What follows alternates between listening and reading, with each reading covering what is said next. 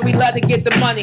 This a podcast, you can catch us being funny. Yeah, from 7 to 9, we litty and live. So stop everything, this is serious vibe. Catch us on a Wednesday, it's litty on a hump day. Listen in your car, got the Beamer or the Hyundai. Facebook Live, we live on the rec. You can call a kicker with us if you show respect. Yo, a lot of topics, we always got a poppin'. You know we neighborhood, we always kicking dollars. Yeah, that's the stilo, we do it for the people. Tiger than the ego, we ordinary people. We be kicking it, cause you know we living it. Come and catch a vibe, it's a vibe, come and witness it. We down for each other no matter the weather. It's the beat 139, cause Harlem stick together. What's up? What up? What up? What up? What up? What up? Y'all know what it is. Happy Wednesday. Welcome to the Beat 139. I'm Doc. What up? I'm Don Vito. And you know, before we start the show, as we always do, you know, when whoever our guest is that comes on the show, whatever they say, you know, however they bring it to the table, the B139 has nothing to do with it. You know what I'm saying?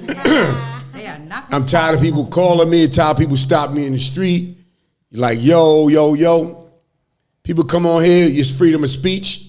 I don't know if they telling the truth or not. It's not our job to check people and all that. We're a show. And, you know, we show everybody love. We love everybody. You know, we try to do positive things in the community. You know, we doing things different out here. We have a platform for people that strive for success, and that's what it's all about. So, you know, everybody come on here, everybody get their fair time on the show with the interview, and that's all it is, you know? You know what I'm saying? So we're going to start the show. Right now, we got my girl, DEBRA. You understand? She's a world-renowned movie producer, author, and stuff like that. DEBRA, welcome to the show. I'm going to let you introduce the name of your new movie and all that. I feel honored, and I always got to show you guys love, because I remember when I first started with the films, you know, you guys were the first ones, you know, came on your show, you guys came to my premiere, y'all did your interviews, took pictures, y'all videotaped, and that was really dope, you know? Mm-hmm. And I want to add to that too also, be honest with you, your show, your chain, that was dope. That was dope, you know what I'm saying? That was a dope movie, man, and the girls were cool as hell too, you know? Yeah. But I'm glad to see that you're still going at it and you just stepping it up and doing bigger things, you know? So tell them, go ahead, talk. Well, it's like the books, you know, I wrote, you know, a few books, right? So when I wrote the first one, it just motivated me to write the second one and the third and the fourth and the fifth and so on.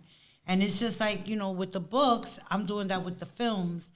I find myself that when I did Chain, and once I saw it on screen, it was like, nah, I got to do another one, you know, and it just became a part of me, and I'm so passionate about it that I know I'm not stopping there, you know. I got other projects coming up, you know, that I want to film and that I'm going to film, be it mine or be it other people's, you know, but yeah, it's already in me, you know, to continue on with the movies. Right. And Chain was a breakout movie. Yeah. You know, and even though it was low budget, you know, it still had a great story. Yes, you know, it was did. a great story. You know, it was my story. Right. You know, it's a little bit of my story, you know? Right. But I don't know why you say low budget. It was a good quality. I think it was good. No, it was. It was a good quality film because the camera was good quality. Yeah. You know, when you're filming with a 4K, you know, everything looked good. I'll talk about low budget as far as we didn't have, we didn't have a real prison. You know what I'm saying? I took a community center and turned it into a prison. You know what I mean? So for you to be able to do that, it takes a lot of camera work. And it also takes crafted actors to be able to do that, and directors, because even though it's a brick wall, you would never know that was a community center. Yeah, it's the way you covered it. Right. You did good with it. It's creative mind because, you know, I enjoyed it myself. You know, number one, number two. Being a chick movie, I'm sure you did. Yeah, it was a lot of nice chicks. I ain't gonna front. You know, but at the end of the day, not just a chick movie. The chicks was ruthless though. They was about their business. They was in the streets putting work in. You know what I'm saying? Number one, number two. Your actors that you had had previous a lot of experience. These actors, you picked up people that was able to fit the mold, and they fit the mold. That's the thing that impressed me the most. Because I knew a few of them, and they did a hell of a job. I'm like, damn, they did very good. Right. You know? So Black Rose, she went to school for acting and things like that. So she did a few things. You know, they weren't major, but she had acting skills. Lexi Jose, she was on Love and Hip Hop. You know what I'm saying? Those, a lot of those shows are scripted, and you know, you got to follow the script. What about Flacco? Flacco was a natural. See, that's what I'm saying. Flacco was a natural. A lot of the people were naturals, but there's also a lot of people in my films that have been in front of the camera already. Right. So they had experience in one shape, way, or form. Not that they just came out of anywhere and didn't have any experience in front of a camera. You know, be it doing interviews or, you know, doing their little skits on Instagram and things like that. That takes, you know, talent. All right, so let's get the story on you right now. So right now, last time it was all about Chain, the movie, but, you know, we got you here, right, Deborah? You know, the producer, the author, and all this stuff. So where you grew up at? I grew up in Harlem, but East Harlem. East Harlem. Right. And what was life like coming up as a young person? Rough. Okay, let's talk about it. It was rough. You know, I grew up in the crack era. I became a part of the crack era. I was out there, you know, and it was a battle, you know, east to west, the competition, the this, the that, you know, but it was harder for me because I was a female. You know, I went out and I went out strong. I went out with a bang. You know, like I became your equal. You a man, I'm a woman, but I'm your equal, and you're going to respect that. You know, and that's what I fought for every day, and I earned that. You know what I'm saying? Like, all of my friends are males. Like, I really have, it's very rare that I don't have many female friends. I'm learning how to do that now.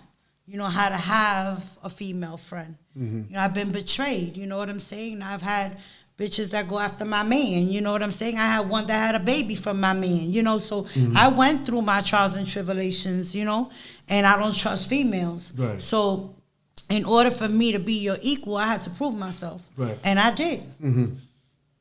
All right. So you say you grew up... Is that what a T in the end? Yeah. Well, first, before we get a little further in this interview, you know, our bad. We supposed to, you know, go down and y'all introduce yourself. Yeah. Hey, Yaya rocks. I play Silk in Pocket Full of Game. Thanks to Deborah. Peace, beloved. My name is Dave Holly. I am director of Pocket Full of Game. I also play Cash and actor in Pocket Full of Game as well. Peace. Okay. All right, so we know Chain is your baby. So is this similar like a Tyler Perry thing where you bring a lot of your actors and actresses from your first movie back to this one? Yes. So what I did with Pocket Full of Game was that I recycled my actors. So if you were an extra in Chain, I put you on as a lead. So Catherine Nunez, right? Catherine Nunez came to the set of Chain, and she was an extra. She was one of the girls that was being arrested. She was arrested, and she was coming out of the 23rd precinct. She expressed to me that she wanted to be an actress, and you know that she wanted to be a part of the film. So, because I saw that she was so passionate about her becoming an actress and shying away from the videos and the video vixen type of thing and all of that, and she wanted to be serious about acting, I called her in on for a reading, an audition, and she killed it. You know, she killed it. I never expected Catherine to take, because she's so pretty and so feminine, you know, I didn't expect her to become hard. You know, that came with training, because I had to, you know, work with her and practice with her. But she was a natural as well, you know. She read the script and studied the script and studied the character, and she became Portia. And then Yaya was also an extra in the film, in Chain, and I brought her on, and it's crazy because she wasn't supposed to even be. Were you supposed to be in Pocket Full of Game? I don't even remember how it happened. I know that I needed a place to film. She has a beautiful apartment. Thank you. And I asked her, I said, Yaya, can we film in your apartment? And she was like, yeah, of course. And the person the girl that was supposed to play Silk never showed up. And in 2 seconds, I said, you're Silk, you're going to shoot, da-da-da-da-da. And she killed it. And she never acted. This was her very first time. She never acted at all. She learned those lines and she killed it. I mean, and as we went on, she got better. So let me ask you a question, right? So when I see you, I don't see it often. When I see you, you know, you got a bubbly spirit. You play around a lot. You know, you're real cool. But so when people come to see you to audition for a part, where's your mindset at? I ain't bubbly. She's really not. I was like, where he got that from? I'm strictly business. I said with me, you bubbly. I didn't say with them. All right, with you, I'm bubbly. If Right. you come and audition, But that's what I said. that's not what you gonna You're get. not listening, Dave. I said when you around me, let's bring it back. You bubbly, you cool and all that. But I said, where is your mindset when these people come audition for you? That's what I said. Because I see right now, you're about your business. You're Right. very professional, and you know what you want, and etc. Where's your mindset at when the people come audition? Can I? Business. There you go. That's what I'm saying. Yeah, Keep well, talk, that's talk. what I said. Yeah, well, keep I going. said I'm about my business. Right. I do not play. You are not gonna see that bubbly side of me There you go. because when you come and audition before me, you gotta bring your A game. Okay. Yep. Now, Can I answer that? Can I add to that? go ahead because she had to audition. Come on in. Actually, I didn't audition. But I got you the killed part in it, 5 right? minutes. Go ahead. But one thing about Deborah, you're gonna get her honest feedback. Like, if she don't like what you did, you're gonna know. So she's definitely about business. It's not even a game when you're in front of her. Like, she's intimidating. Bubbly when she gets to know you, yeah. But when it comes down to her movies, be prepared. I Yes. just feel that it's my movie, right? Mm-hmm. It's my movie when we begin. When you come and audition in front of me, my mindset is this is my film. I need A, B, C, and D, right? If I feel that you have potential at my audition, I will hold off on you. I would say, you know what, stay. I need you to stay, you know what I'm saying? Or tell them to wait for me outside or something like that, something to that effect. I am able to say this person has potential and I want to work with them, you know? So, yeah, I'm about my business, but I'm also the type of person that will work with you and train you. Can I ask you a question though? Because I need to know something. Are you right? auditioning for me, baby? No, I'm not yet. Not yet. Not yet, but soon. Soon, because I definitely like what you're doing. Get prepared. But I'm prepared. But I respect this lady, right? But hear what I'm saying though. How did you get into this? I need to know that because I don't understand how did you get into it? Because where you come from, you saying how you grew up, you know, the things that you saw, the things that you did, the people that you knew. What made you say I want to start writing books and I want to start doing film? Okay, I started writing in Bedford Hills. Like I told you know a little bit about my story. I was arrested. I was sentenced to 10 years. And when I got to Bedford, I was like, shit, like, what the fuck am I going to do? Because, it's one thing when you're in the street, you're able to move the way you move. But now you have someone controlling your whole being. And you gotta, if nothing else, try to do the right thing, but yet fit in. So, your mindset is crazy. Like, I need to fit in, but I don't want to fit in. I got to do what the CEOs are telling me. So what I did was I kind of shut myself down and I just started reading a lot. I started reading a lot of, different types of books, whatever. Then I came across an urban fiction book. And, from there on, I started reading just urban books. I would call home, go to Barnes & Nobles, get me some urban books. I want street lit, da-da-da-da-da. I came across a book that was very badly written. I said to myself, I know that I could write better than this. And I challenged myself, and I wrote Chain in 30 days. And then from there, I wrote the sequel. And then from there, I just kept writing, and I came home with 13 novels. I haven't even put out a lot of my work. I only put out 5 books. So when I came out with the books, I started hustling on 125th Street. You know, my mindset was hustle, money, get money. I knew how to sell drugs. Now, how am I going to sell these books? So what I did was I connected myself with other authors. I went to a book signing for Kawan Foy and Treasure E. Blue, and I just got myself connected with them, and they became my mentors, my friends, and they told me, yo, you need to hustle. Like, that's what it is. And I did. So I ran up on 125th Street, you know, and I sold 10,000 copies in 6 months. You know, I made $100,000 in 6 months, and I was with the Terry Woods and all of that. So we were all connected in some way. You know, they were my peoples. Right. From there, you know, it just escalated. I opened up a book stand, and then, you know, I had authors coming to my book stand. So that was another way of stamping my brand and stamping myself as an established, you know, author. You know, and I sold my own books on the streets of, you know, on 116 in Lexington. Then from there, I opened up 2 bookstores. You know, so it was just a matter of being ambitious. You know, I wasn't going to take no shorts. I didn't do it on the street, and I'm not going to do it, you know, illegally. I'm not going to do it legally. You know, I have something to prove. Right. You know, I'm a woman. I'm Latina. You know, it's hard enough. So at the end of the day, it's just about being ambitious and doing what you got to do. So I'm going to get to you. When you had that call when y'all was in the apartment. I'm sorry? When she told you won, how you felt? Oh my God, I was so nervous. I had never filmed before. But did you want to do it, or you just want her? I can't tell Deb no. That's my boo. No, I'm saying besides that, like when she asked you for the apartment to use your apartment. Oh yeah, you was an absolutely. extra, and you said you was an extra in the first one. I right? was an extra. Yeah, I got arrested. I was actually arrested with Catherine Nunez. And when she asked me to use my apartment, yeah, heck yeah, why not?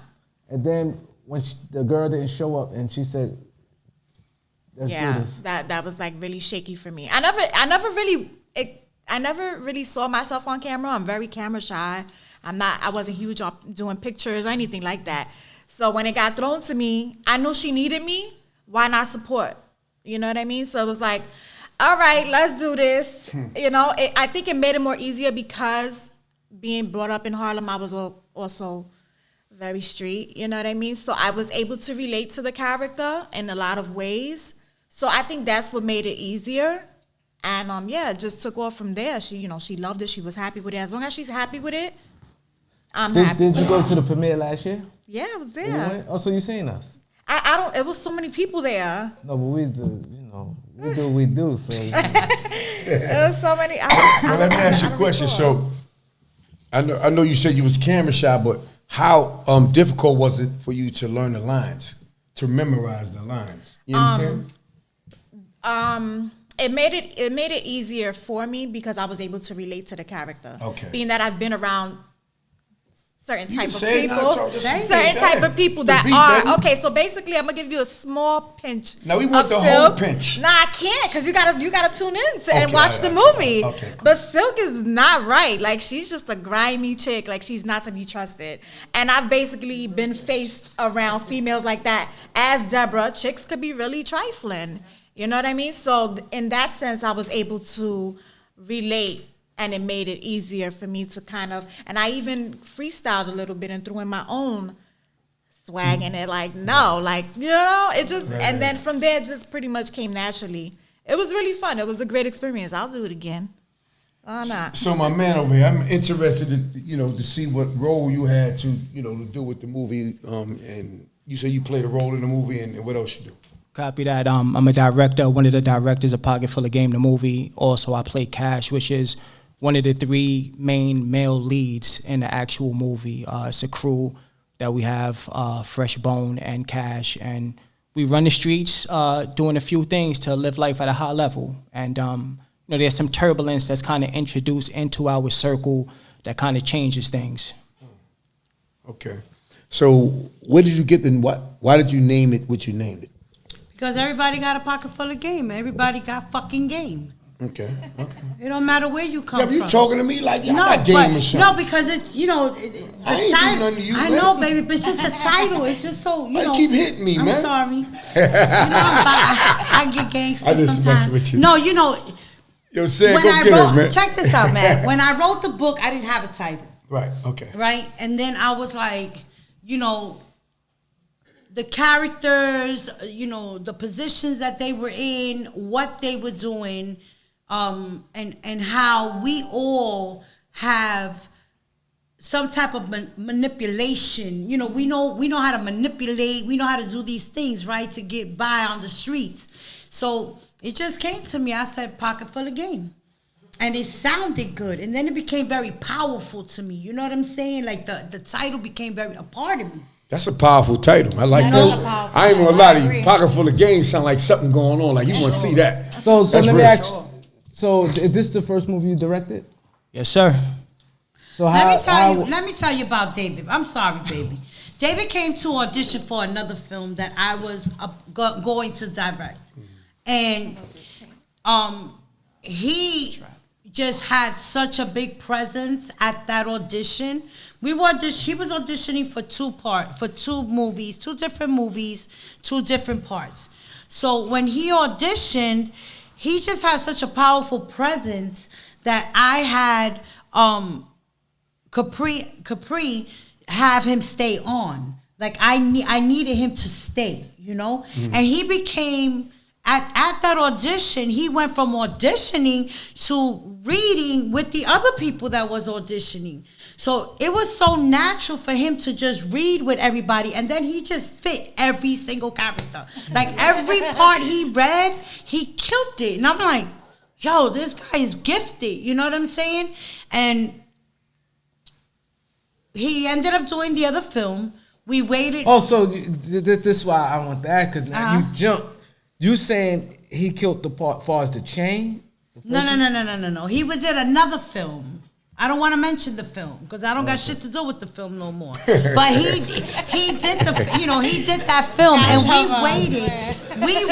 we waited for that film to be finished in order for me to handpick who I wanted back to come back to Pocket Full of Game. Mm-hmm. And David was one of them. And when I contacted David, or when Capri contacted David, we asked David to come on as a director. Not only as Cash, but we wanted him to help us direct. Because we already seen what he had did at that audition. Right. You know what I'm saying? And I saw that he's talented. You know what I'm saying? And even though it was done 3 months prior, that was not unnoticed and it wasn't forgotten. So that's how he came on as a director. Right. So David, you said this is the first film you directed. You had any, aspiration of being a director, or it just happened just like that? Nah, not really, man. I was just really trying to find my way on what felt right, and it's important to anybody that's listening, to follow what makes you feel good, what you're passionate about. You know what I mean? Because whether there's a bag attached to it or not, you know that you're doing it with the right type of energy. You know what I mean? And that's how doors open for you. So with that being said, I decided to do something different because just being creative by itself was important to me. So I went and auditioned for the movie, and I did what I did, but I knew I wasn't at the top of my game. So waiting for somebody to hold my hand or do me a favor, I went and took my own acting lessons, paid for it myself, sharpened my skill, sharpened my craft, came back to the joint strong and better to really show somebody who's looking, I don't need you to hold my hand. I'm showing you that I want to do this, and I'm prepared to do what it takes to do it. And I'm grateful to be able to have the opportunity to be where I'm at today. I like that. That's what I'm talking about. So was it difficult you directing the movie? Say it again. Was it difficult for directing the movie? It's the first one, so now you playing different, roles now. I looked at it differently, beloved. You know what I mean? Like, I looked at it as me having an opportunity to do it my way. I get to take it from here, which I see it already here when I read the script, and actually put it into actual visual form along with the help of my other co-directors. So I'm not somebody that you can't tell, oh, well, I see it this way. You know what I mean? I'm very flexible. I have a vision, but if you want to add to it and I feel like it's going to show on screen best, then we could put it together to make it work that way. So I wasn't nervous. I just stepped to the table and did what I do, because sometimes you only have that one opportunity. You know what I mean? So make the best out of your opportunity. We've been doing that our whole life. We all from the hood. Make the best of that opportunity that you have and run with it. And you'll be surprised how many people you inspire that's scared to take that step you just took. This dude here is an asset, man. I see why you locked in, man. Salute. Yeah, salute. So you wasn't an extra in the first one, then? Nah. No. He wasn't. Like He wasn't in Chain. He came in audition. He came in audition for a film that I was going to direct. I walked away from that project because, like he says, you have to feel good. You have to feel comfortable with what you're doing, you know. I felt uncomfortable, and I walked away from that project. But I waited for David to finish that project so that he could come on my project, but not only as Cash. I wanted him to direct. I wanted him to be a very big part of my film. And when Capri and I brought it to him, he was okay, you know, and he did a wonderful job. You know, don't get me wrong. We sometimes you clash, sometimes you don't. No, I don't want it this way, whatever. But the main thing is that he has a way of bringing things to your attention where you don't get offended, even if it's your own film. Like, all right, David, you know, like I was very much in agreement. You right. All right, I'm an asshole. Okay, I forgot. You know, he wouldn't tell me I was an asshole, but he knew how to bring it to me where somebody else, I'd be like, what? You know, but he has a way of expressing himself that I believe that David is going to go a long, long way in this industry. You know, he's even gone to the point, can I share? For sure. That he has opened his own LLC, you know, and he's already filming for his own company, you know, so that to me is like, damn, you know what I'm saying? Like, if you can inspire someone to do that, you know, that's big for me. You know, then I did my job. Me making that phone call for him to come on as a director, I did my job. You know, I saw something in him. I believed in him, and he did it. And I can't wait for you guys to see the movie. So when is it coming out? Didn't I tell you I was going tomorrow to the National Black Theater? I understand that, but you got to let the viewers know. Okay, but they have to wait, honey, because I haven't even set it up yet. All right. We just finished editing yesterday. Yay! Okay, there you go. Because I know people watching, they probably want to see. And they already know how sexy is, so you know I will promote it as soon as I get a date. So how can they follow you, though? Well, I'm on Instagram, Deja Vu Films, Inc. I'm on Facebook, Deborah Cardona. You could find Chain the Movie. I have like 7 pages on Facebook. So if you just put my name in, my movies, or whatever, something's going to come up. I have group pages and all that stuff. So, my Twitter is Deja Vu Films, Inc. as well. So you want to add something? Me? Yeah. Yeah, maybe I will. As far as his directing, thank God for him. He made a lot of things smoother for all of us. For example, being that I was just thrown into the scene so fast, it's like, okay, he would tell me, yeah, your lines is on chapter 4. Yeah, your lines is on chapter 12. And it's like, oh, okay, I didn't know that. I never read the script. You know what I mean? So, yes, he's definitely an asset. Definitely. Hands down. Appreciate you, man. Thank you. Yeah. So we at this point now. I need all y'all give y'all social media links, and you know, we got to look forward to, you know, the premiere. All right, so Instagram, that's where you're gonna find me. Just go to Instagram, Deja Vu Films Inc. There's where you're gonna hear about the premiere, when I start, the date, the time, when I start selling the tickets, and all of that. The tickets will be sold on Eventbrite, and then, you know, you guys just come to the premiere and have a good time. Can you give me your social media links? I sure can. Instagram, Yaya_rocks. And I want to add to Chain. Chain is out on Prime Vimeo, is it? Prime. Chain is out on Prime. Amazon Prime. Amazon Prime. Google Play. Tubi. I just got a big distribution deal. We need votes. Put your votes in. So as each day goes on, my movie will be on all these different streaming channels. And I'm so Harlem. So she's giving her social. He got to give his social media links. Can you give your social media links? For sure. That's _ Brooklyn Indigo. Keep them good vibes first, man. Appreciate y'all. Thank you. Definitely. So, Deborah, you know, you're a friend to the show. Yes. You know, we had your son on here, you know, Sonny Lee, right? Sonny Lee. Sonny Lee. Yeah. We did the chain, you know. We got Pocket Full of, you know. Pocket Full of Game. Pocket Full of Game. Great title. Your team, they on point. You know, can you tell everybody what podcast shows is you on right now?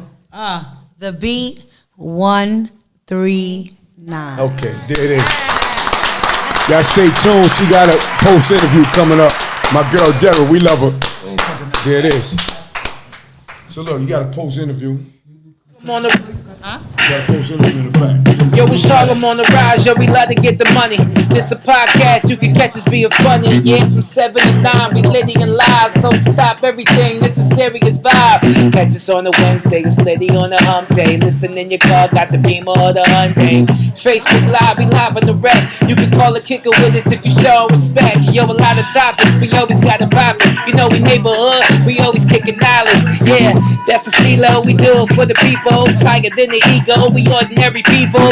We be kicking it, cause you know we living it. Come and catch a vibe, it's a vibe, come and witness it. We down for each other, no matter the weather. It's the Beat 139, cause Harlem stick together, what's up?